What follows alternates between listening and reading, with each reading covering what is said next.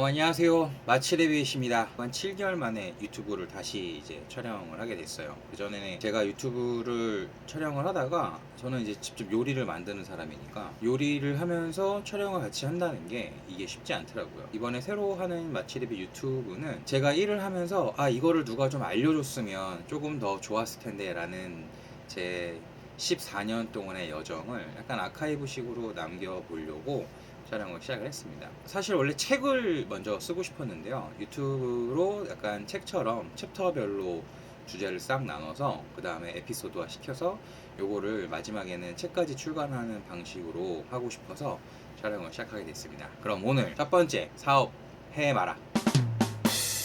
결론적으로 말하면 사업을 하면 그냥 된다. 14년 동안 일을 해보니까 좋은 일도 나쁜 일도 되게 많은데요.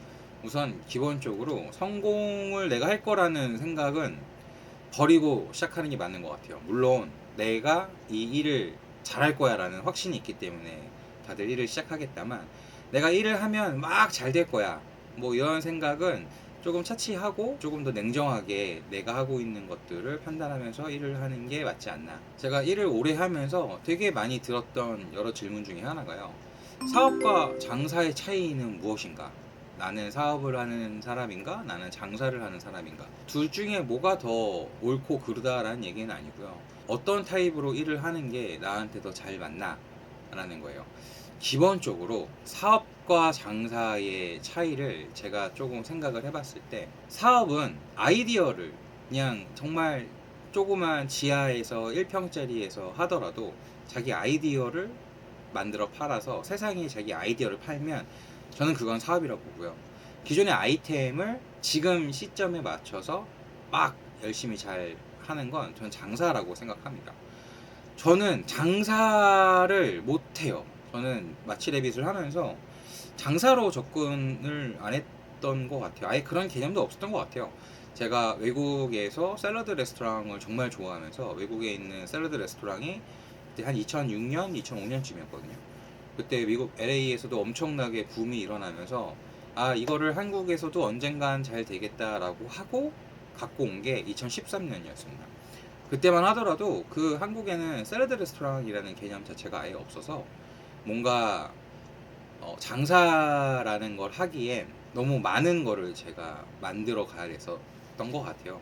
그러다 보니 저는 사업을 하는 사람이더라고요. 그래서 장사를 못하고 사업을 하면서 뒤에 저랑 후발주자들이 저보다 더 잘 하시는 브랜드도 엄청 많아지고, 저는 또 제 나름대로의 길을 걸어오면서 사업과 장사 본질적인 차이에 대해서 좀 되게 오랫동안 생각을 했던 것 같아요.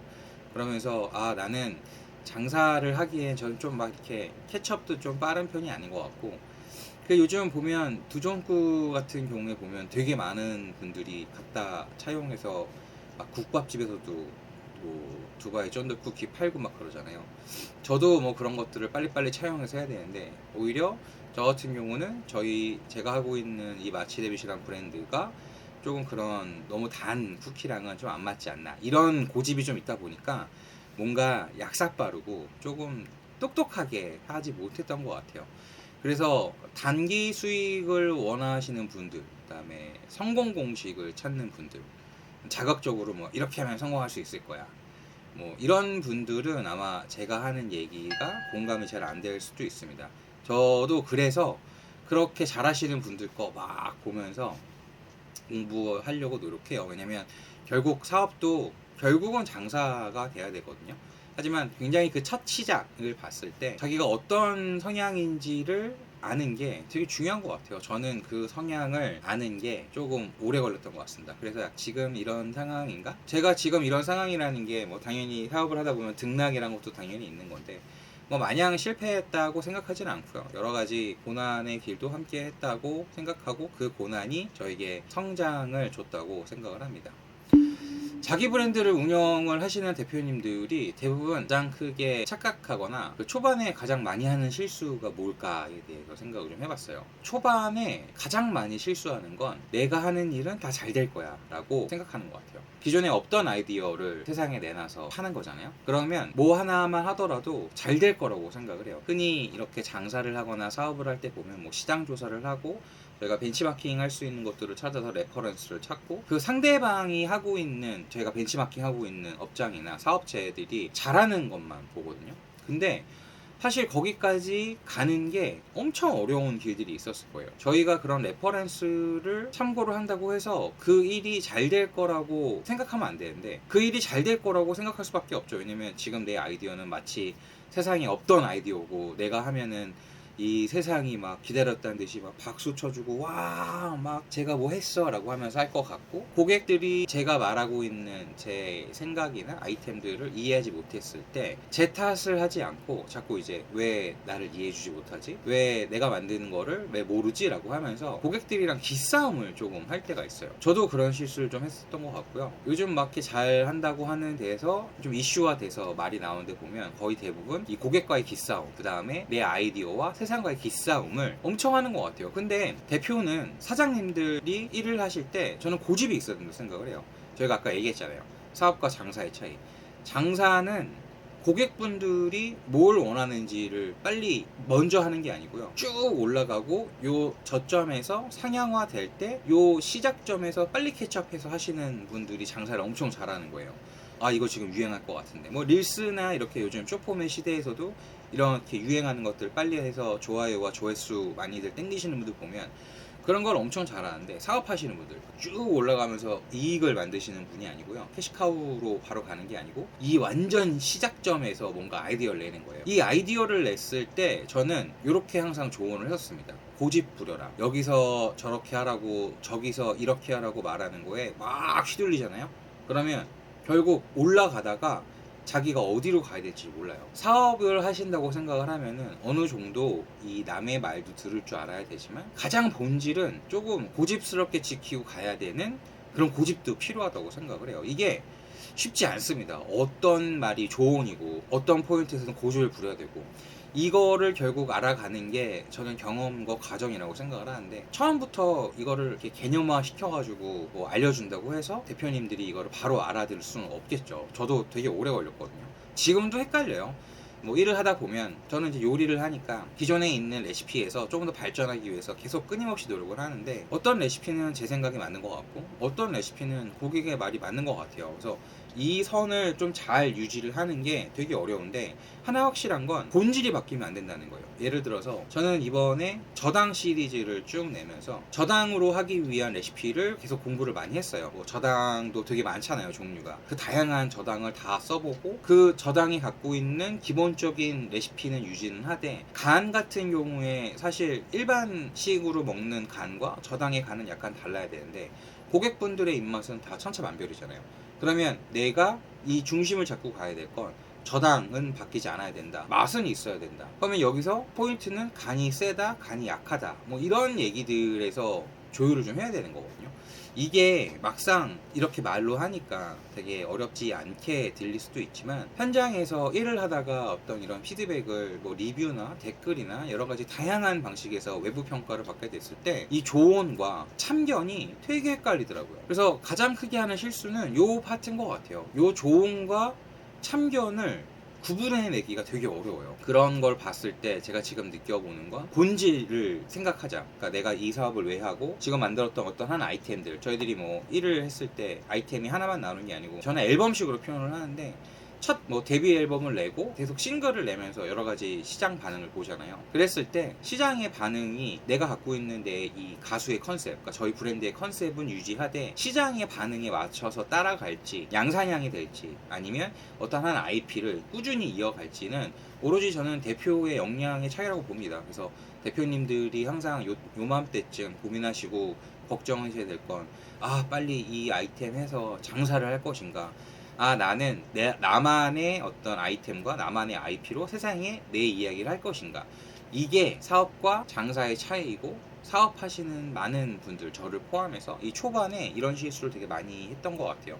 그래서인지 이때 되게 감언이설을 하는 사람이 많아요. 대표님들이 이제 일을 하신다고 하면 주변에서 참 이렇게 한두 마디 던지고 막 이거 하면 어떨까 저거 하면 어떨까 뭐 요즘에 이런 게 좋다더라 막 이러면서 그 기대치와 성장의 속도가 조금 달라요. 그러다 보니 내가 뭔가를 한다고 했을 때 나의 기대치와 실질적으로 이 사업의 성장의 속도가 만연히 다를 때 사실 거기서부터 첫 번째 멘붕이 오기 시작합니다. 저는 조금 운이 좋았는지 모르겠지만 저는 2013년 5월 27일 날 마치레빗을 처음 오픈했을 때 준비 기간이 6개월이었어요. 저는 2012년 11월 달부터 이제 마치레빗이라는 것을 해야겠다라고 하면서, 마치레빗이 아니었고 그때 샐러드 레스토랑이죠. 샐러드 레스토랑을 한국에 처음으로 선보여야겠다라고 생각을 하면서 이름은 또 어떻게 해야 될지, 뭐 기존의 다른 레퍼런스는 어디서 잡아야 될지를 엄청 공부를 많이 했는데, 야채조차도 제대로 팔고 있지 않은 곳이 많다 보니 막 전국 농장을 돌아다니면서 어떤 야채를 써야 되고, 예를 들어서 뭐 제가 쓰고 싶은 야채가 있다고 하더라도 그게 공급이 일정하게 되지 않으면 되게 문제가 많잖아요. 그래서 처음에는 그렇게 공급을 좀 잘해주시는 농장이랑도 계약을 하고, 그 다음에 제가 갖고 왔던 제 레퍼런스는 미국에 있는 제가 제일 좋아하는 텐더그린즈라는 레스토랑이 있어요. 그래서 거기서 있는 메뉴를 뭐 원체 미국에 있을 때 많이 먹기도 했고, 또 오픈하기 전에 가서 또 다시 한번 확인해 보고, 그거를 어떻게 한국화 시켜야 될까에 대한 고민을 안 하고 그거를 어떻게 조금 내 스타일로 풀어낼 수 있을까. 거기는 엄청 오래 했으니까 거기가 잘하는 게 있는데 저는 아직 그만큼 실력이 있지 않았잖아요. 그러다 보니 그걸 맞추는데 되게 오래 걸렸어요. 근데 한국에 그때 샐러드 레스토랑이 없었다 보니 저는 데뷔하자마자 좀 되게 메인스트림에 관심을 많이 받았습니다. 방송도 어떻게 바로 잡히고, 2013년부터 2014년까지 방송이랑 인터뷰 같은 걸 엄청 많이 했었던 것 같아요. 근데 문제는 뭐였냐? 시장이 반응하지 않았어요. 이런 대중 매체나 조금 유명하신 분들이나 이런 걸 좋아하시는 소수 분들은 되게 좋아하셨는데, 이게 대중분들한테는 좀 접근하기 어렵거든요. 그래서 저는 제가 하면 잘 될 거라고 생각을 했어요. 왜냐면 미국에 갔던 그 레스토랑은 항상 손님이 바글바글하고 뭐 맛있고 그랬으니까 음식은 맛이라고 생각을 하고 당연하죠. 근데 사업도 맛이라고 생각을 했던 것 같아요. 사업은 그러니까 외식업에서 말하는 거죠. 뭐 다른 사업분에서는 뭐 제가 할 얘기가 아니지만, 제가 하고 있는 사업에서 성공을 하려면 맛있으면 돼 라는 생각만 했었는데 많이 부족했었던 것 같습니다. 왜냐면 그때 그 시절에 국밥이 7,000원 막 이럴 때였거든요.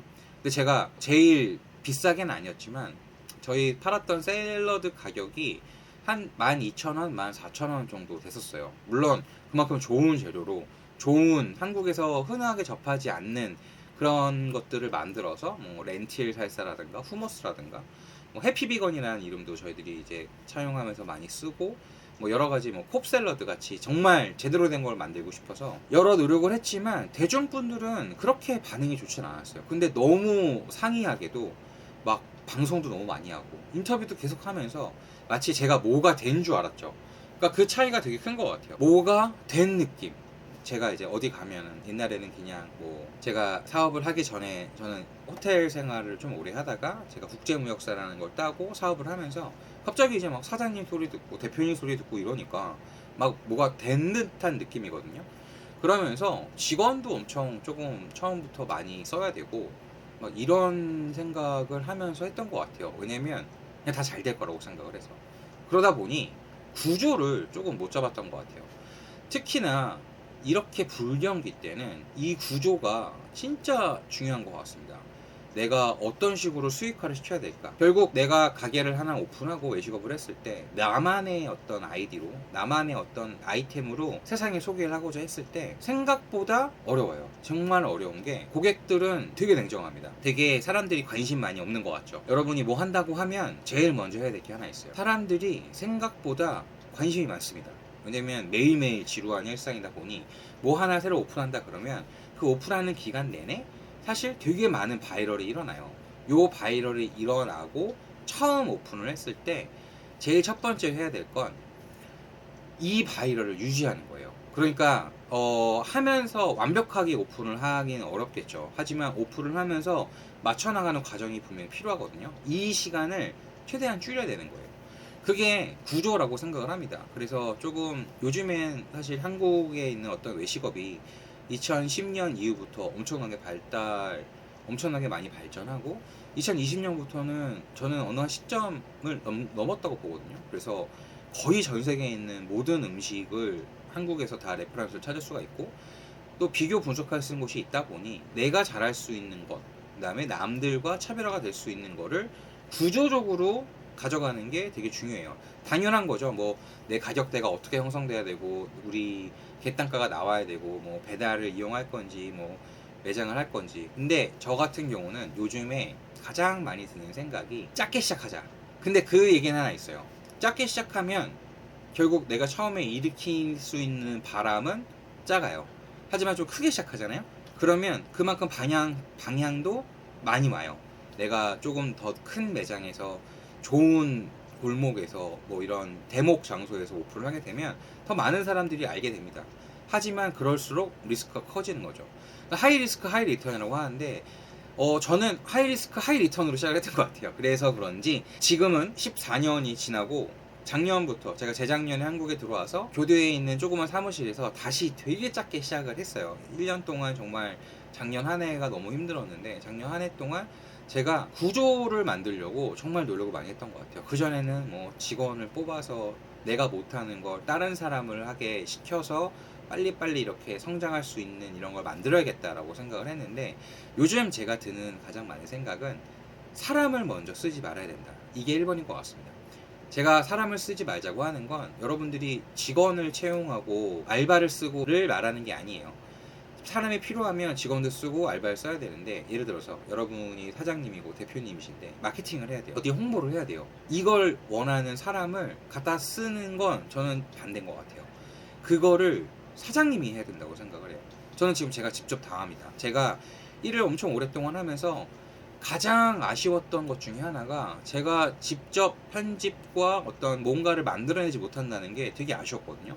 그러다 보니 작은 뭐 하나 만들려고 해도 자꾸 사람을 써야 되고 외주를 줘야 되고, 사실 그때는 이제 안에 디자이너도 있어서 뭐 같이 다 했는데, 지금 저는 제가 그거에 대한 니즈가 많았다고 했잖아요. 그러니까 저는 그 공부를 좀 했어요. 그래서 요즘엔 특히 엄청 도와줄 수 있는 프로그램이 되게 많아요. 앱도 그렇고 뭐 되게 다양하게 AI도 시대도 왔고. 그래서 예전에는 제가 어떤 아이디어를 냈을 때 이거에 대한 고민을 누군가랑 상담할 곳이 없었어요. 그러니까 직원을 뽑아서 직원이랑 아이디어 회의를 하고, 뭐 시장 조사를 하고 이런 것들을 했는데, 지금은 저 혼자 할 수 있는 시대가 왔어요.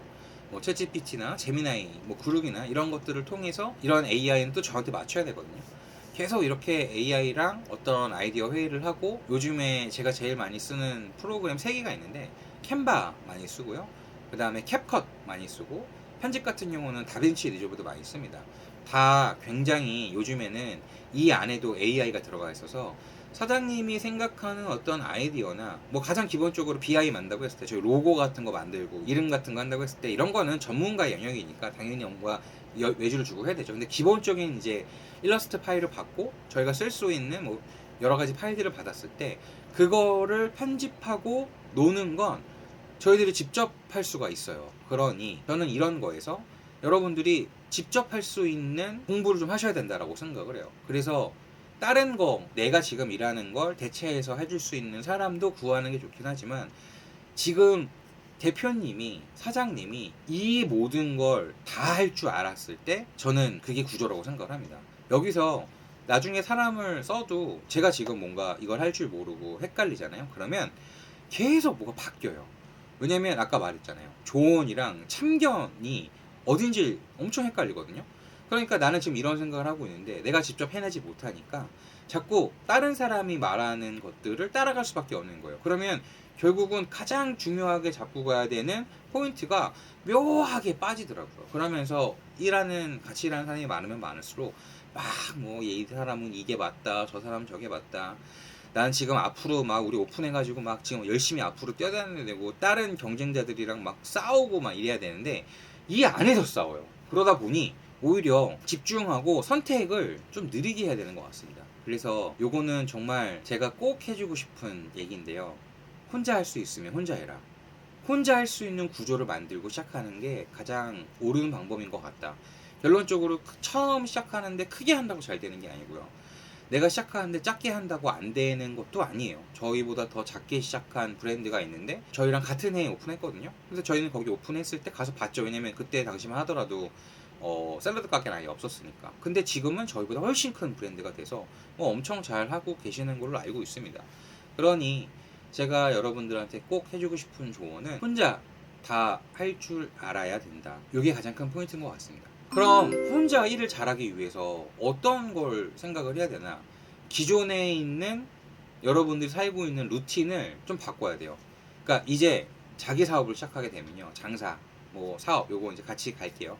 자기 가게가 생기면 그냥 이제부터 거기에 올인이에요. 그러면 너무나 많은 것들을 포기할 수밖에 없고 못하게 되거든요. 근데 제일 사람들이 먼저 포기하는 게 뭔지 아세요? 대표님의 건강, 대표님의 멘탈, 대표님의 몸이에요. 누군가는 갈아 넣어야 되는데 누군가 갈아 넣어야 될 게 지금 대표님밖에 없다 보니 다른 사람들은 뭐 아무리 뭐 같이 뭐 공동으로 하고 뭐 동업을 하고 이사를 넣고 하더라도 결국은 한계가 있어요. 내가 원하는 선까지 같이 일하는 게 마냥 쉽지는 않은 것 같습니다. 그거에 대한 아쉬움이 있다 보니 자꾸 집중해야 될 타이밍에 자꾸 다른 쪽으로 빠지게 되는 것 같아요. 제가 되게 좋아하는 그 비유가 하나 있는데요. 사업이라는 거 제일 처음 시작했을 때 이 캔통 안에다가 돌멩이를 막 집어넣는데요.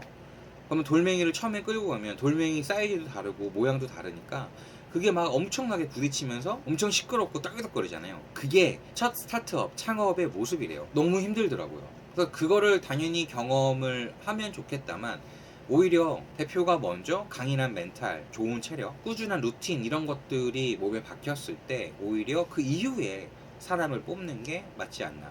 그러면 막 장사가 막 잘 돼가지고 매출이 막 올라가고 있는데 사람 빨리 뽑아야지. 제가 해보니까요, 그렇게 해서 사람을 뽑잖아요. 그러면 매출이 떨어집니다.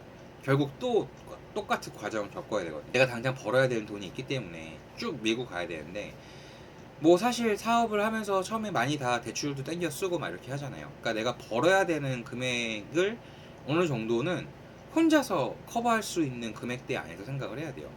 그러다 보니 누군가는 내가 커버할 수 있는 금액이 다 각자 다르잖아요. 대표님들이 가장 많이 착각하는 것 중에 하나가 내 아이디어는 돈만 있으면 되는데 이거는 돈이 있었으면 됐는데 라고 생각을 하게 되더라고요. 저도 많이 그랬고요. 근데 돈이 다가 아닙니다. 물론 돈이 중요하죠. 사업할 때는 돈이 굉장히 중요한데요. 초기 사업할 때는 이게 아이디어로 차원이 돼야 돼요. 그러니까 내가 버젯이 1,000만 원이 있어.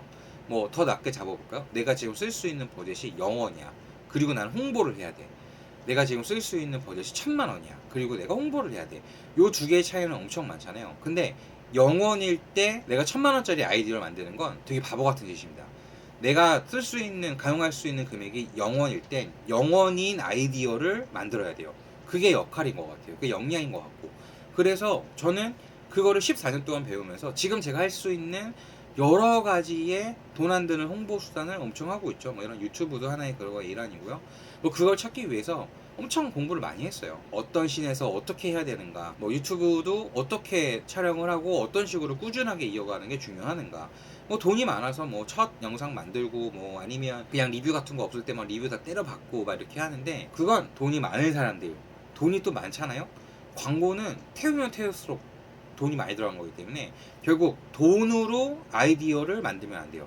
그러니까 내 기준점이 내가 지금 쓸 수 있는 돈 안에서 베스트 아이디어가 나와야 그걸로 밀고 가고, 여기서 내가 나중에 광고를 했을 때 광고에 따른 수익이 들어왔을 때 그거를 잘 성장시켜 나가면서 돈이 조금씩 들어가면 조금 더 이렇게 폭발을 시킬 수 있는 요소가 생기거든요.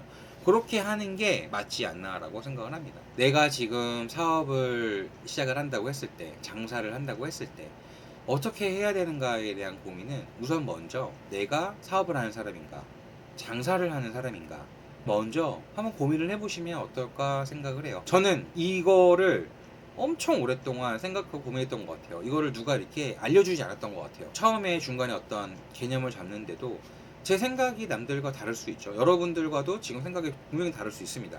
하지만 제가 생각했던 건 시골 골방에서 완전 조그만 데서도 자기 아이디어를 파시는 분들은 저는 대표라고 생각을 하고요. 그냥 지금 있는 아이템들을 빨리빨리 차용해가지고 뭐 무역 같은 경우가 마찬가지죠. 외국에 있는 어떤 A라는 국가에서 1의 가치가 B라는 국가에서 10의 가치가 있었을 때 또 반대로 B라는 국가의 1의 가치가 A라는 국가 10의 가치를 했을 때 이거를 저희가 상환하고 같이 교환하는 게 무역의 한 수단이거든요. 저는 이게 장사라고 생각을 해요.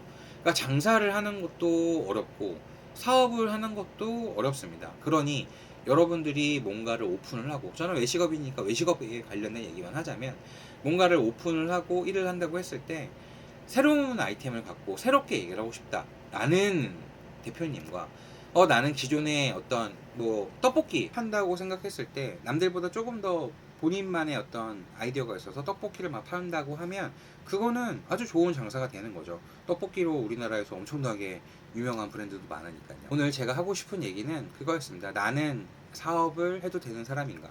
나는 장사를 해야 되는 사람인가를, 이런 걸 이미 아시는 분들은 뭐 잘하고 계시겠죠. 근데 제가 일을 시작했을 때 요거를 먼저 알고 시작했으면 조금 더 도움이 되지 않았을까라는 생각에 오늘 이렇게 첫 에피소드를 남기게 됐습니다. 여러분은 이 불경기에 사업을 하는 게 맞다고 생각하시나요? 아니면 장사를 하는 게 맞다고 생각하시나요? 저는 사업을 하고 있다고 생각하는데 사실 잘 모르겠습니다.